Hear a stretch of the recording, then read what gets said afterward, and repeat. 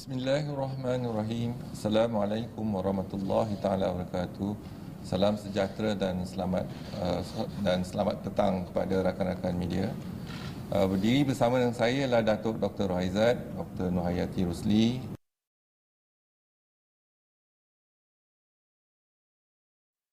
Memaklumkan bahawa terdapat 99 kes yang telah pulih dan discharge daripada ward pada hari ini.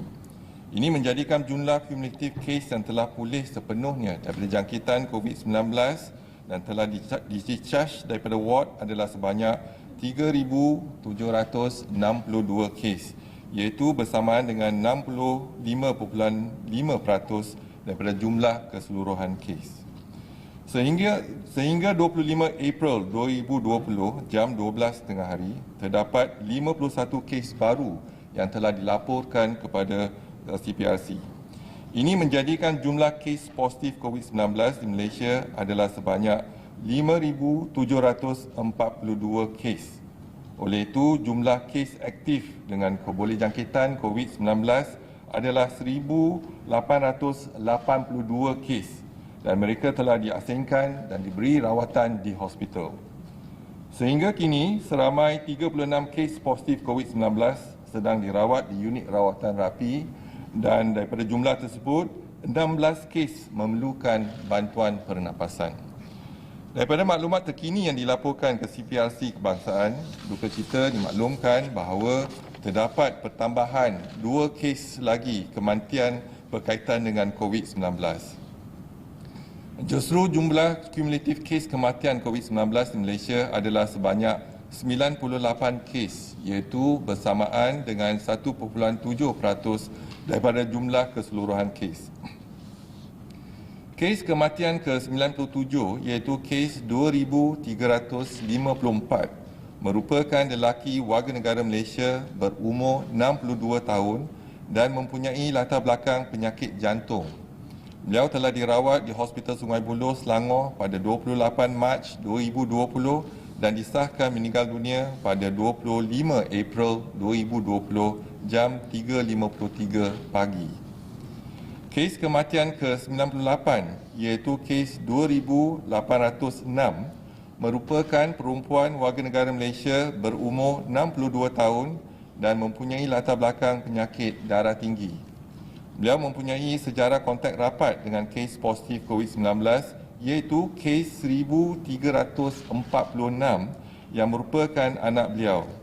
Beliau telah dirawat di Hospital Kuala Lumpur pada 22 Mac 2020 dan disahkan meninggal dunia pada 24 April 2020 jam 5.43 petang. Kementerian Kesihatan mengucapkan takziah kepada semua ahli keluarga mereka.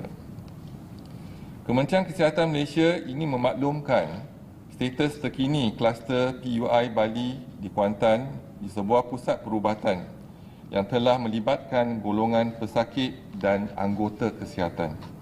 Kes indeks iaitu kes 4,684 bagi kluster ini mempunyai sejarah perjalanan ke Bali, Indonesia. Kes indeks tersebut mempunyai kontak rapat dengan kes ke-1,575 iaitu abang pada kes indeks yang telah dimasukkan ke ward Severe Acute Respiratory Infection pusat perubatan tersebut pada 19 Mac 2020 dengan gejala demam dan jangkitan saluran pernafasan. Sehingga kini terdapat sebanyak 43 kes disahkan positif COVID-19 di dalam kluster ini, iaitu 30 orang sedang dirawat di ward Hospital Tengku Ampuan Afzan, Pahang dan 9 orang telah sembuh serta seorang dirawat di unit rawatan rapi dan 3 orang telah meninggal dunia iaitu kes 1,575, kes 5,064 dan kes 4,129. Sebanyak 2,301 ujian saringan COVID-19 telah dijalankan melibatkan anggota kesihatan dan pesakit daripada pusat perubatan tersebut. Daripada 43 kes yang disahkan positif di dalam kluster ini, termasuk 10 orang adalah anggota kesihatan pusat perubatan tersebut.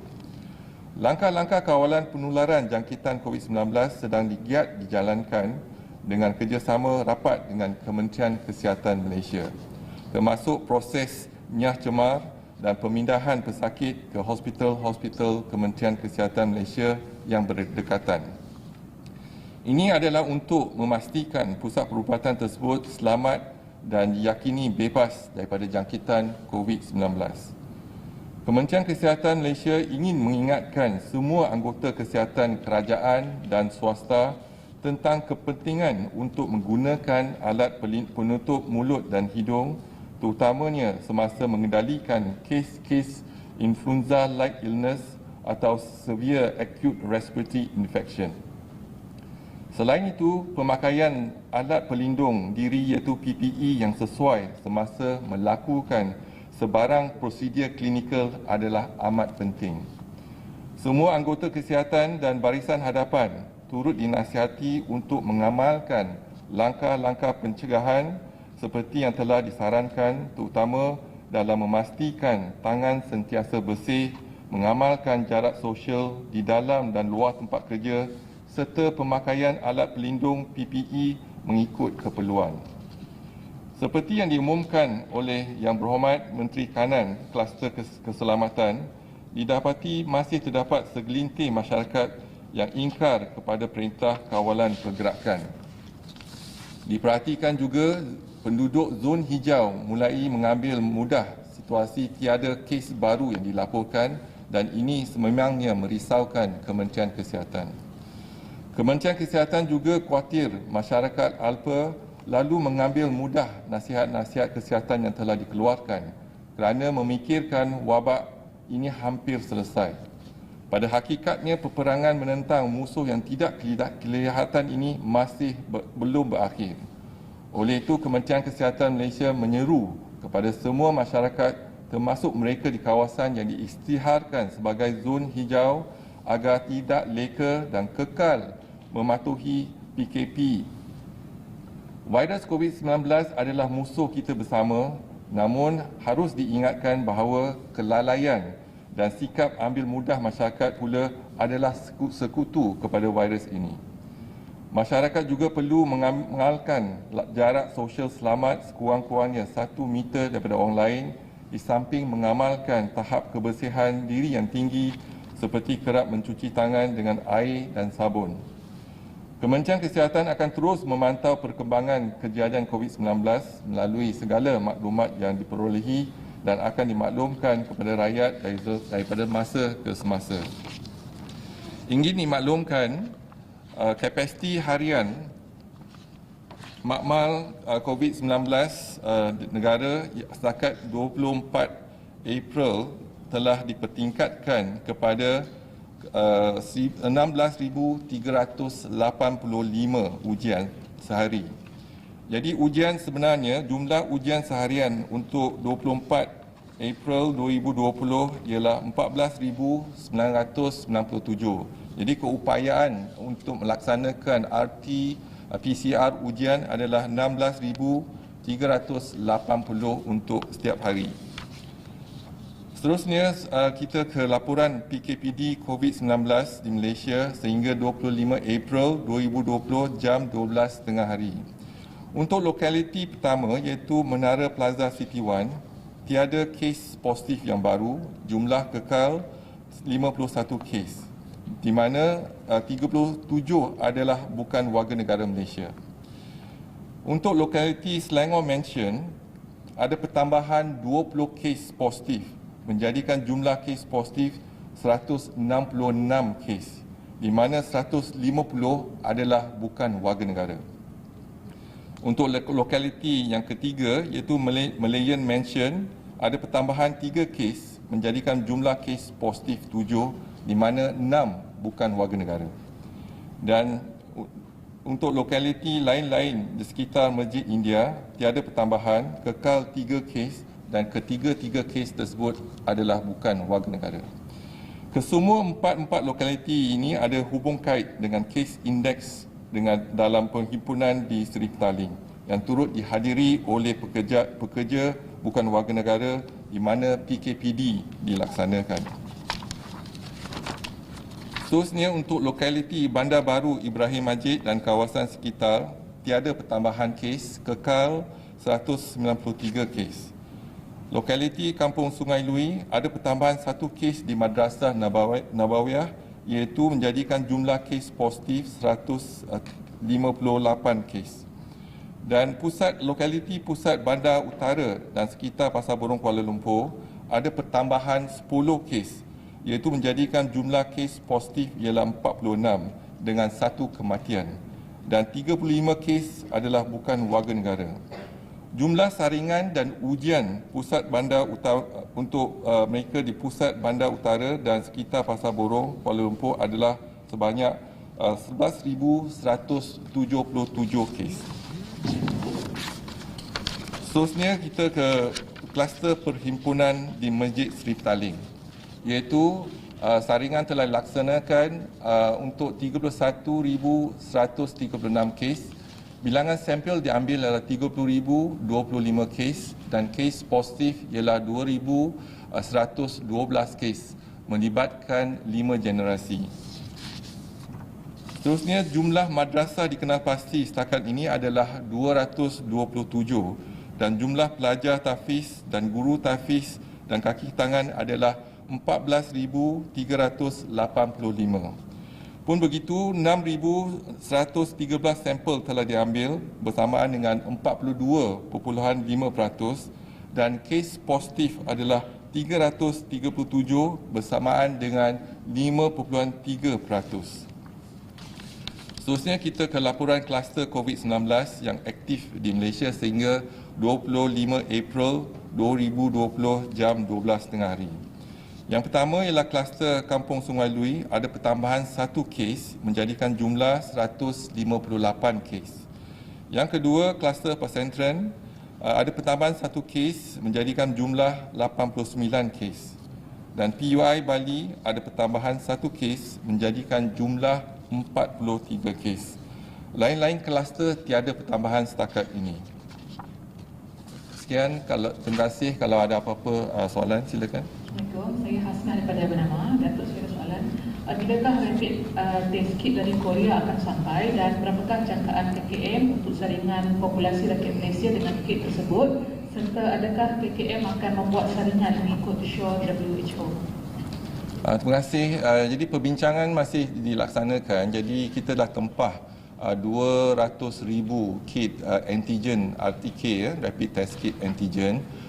Sepatutnya sampai semalam tetapi ada kelewatan. Jadi kita jangkakan mungkin akan sampai pada minggu depan. Jadi harapkan minggu depan kalau kit itu sampai, kita boleh guna untuk hospital-hospital kita. Yang kedua, sebagaimana telah disarankan oleh WHO, jumlah kes kalau kita lihat positif sekurang-kurangnya kalau kita melaksanakan 10 kes yang disaring, 1 kes positif. Kalau kita bersaring 10 kes dan ada lebih pada 1 kes ataupun katakanlah 4 ataupun 5 kes, bermakna banyak lagi kes yang tak dikesan.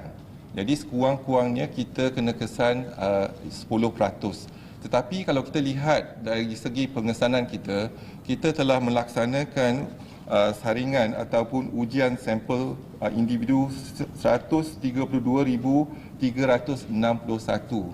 Yang positif ialah 5,742, iaitu bersamaan dengan 4.34%, iaitu lebih baik daripada tanda aras yang telah ditetapkan oleh Pertubuhan Kesihatan Sedunia.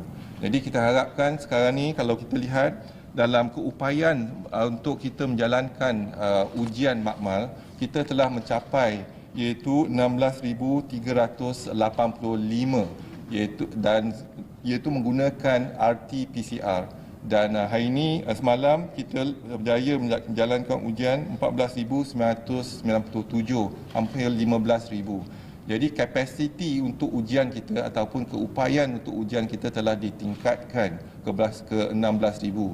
Dan kalau minggu depan kita dapat 200,000 lagi antigen rapid test kit, jadi dia akan meningkatkan lagi ujian kita mungkin ke 20,000 sehari. Tapi apa yang pasti, kalau dalam perbincangan kita dengan tim daripada negara China, sebagaimana saya katakan semalam, iaitu di Kuandau ada 110 juta penduduk. Saringan mereka ialah 30,000 sehari. Jadi kita dah mencapai lebih kurang 16,000 kes sehari. Jadi dari segi pencapaian ujian saringan, kalau kita lihat memang memadai untuk setakat ini. Two questions. First one about testing. So far we've seen today many of the cases are foreigners or non-Malaysians. I was wondering, outside of enforced MCO areas, how many foreign workers has the ministry been able to test and what are the results so far? As you are well aware that we are embracing a targeted approach. So we are looking at foreigners who have exposure, for example, to the Perhimpunan Seri Petaling. So we believe that these two groups, that's our target, not the entire foreign workers. So when we look into these two groups, we have enhanced the MCO in the locality, that is in Menara City 1, Selangor Mansion, as well as Malayan Mansion, and around the Masjid India. So this is our locality, because the index case has been exposed to the Perhimpunan Seri Petaling. So that's the reason why we are taking action, not for all foreigners, because the high-risk group is those who have exposure to this gathering in Seri Petaling. And we also realize that that's why we mentioned about the numbers of the foreign workers, because they also have attended the gathering in Seri Petaling. And we were told in the Pasar Borong the same thing happens. So that's the reason why we have extended our EMCO into the region. So it is not for all foreign workers in this country, but namely those who are high risk, who have exposed to the Perhimpunan Seri Petaling. So that's how we are focusing in terms of our targeted approach into the locality as well as the high risk group. Okay, second question. On Menara City 1, residents at Menara City 1 are saying that last night they were subject to mass testing without social distancing measures put in place. Is that a concern to the ministry? It is indeed a concern to the ministry, because when we check in terms of, we look into the report, an announcement was made only for Menara A. But those, residents from Menara B also came down together. So there was a congestion there. And we hope that in terms of the implementation, we can actually improve and practice social distancing among the residents. Sorry, just about last night, what happened and why wasn't it followed? So because the two blocks, Block A and Block B, came down together, so that's actually in terms of to handle the mass of the residents there. So we have actually worked together with the police and calm down the situation, and we managed to take some time for us to make sure the social distancing being complied. Semalam ada media dari negara jiran melaporkan ada pesakit kronik di Malaysia yang terpaksa tangguh rawatan untuk kanser untuk selama 15 hari. Jadi apa yang menyebabkan, katanya sebab hospital perlu rawat COVID dan sebagainya. Apa alasannya? Adakah kerana rawatan COVID juga ataupun ada sebab-sebab lain sebenarnya yang menyebabkan mereka ditangguhkan? Perkhidmatan rawatan kanser berterusan jadi di hospital-hospital di Kementerian Kesihatan. Jadi mungkin pertangguhan tu bukan sebab COVID, tetapi mungkin ada sebab-sebab yang lain. Jadi perkhidmatan kita kepada rakyat masih berterusan, iaitu mereka yang menerima kemoterapi dan sebagainya, kita masih berteruskan perkhidmatan kita. Tapi untuk pesakit kanser, biasanya kalau kita ambil darah dulu, kalau darah memang menunjukkan memang tak sesuai untuk kita beri kemoterapi tersebut, mungkin kita tangguhkan. Jadi sebab kemoterapi ataupun rawatan ditangguhkan mungkin sebab lain, bukan sebab hospital tutup ataupun sebab jangkitan COVID-19.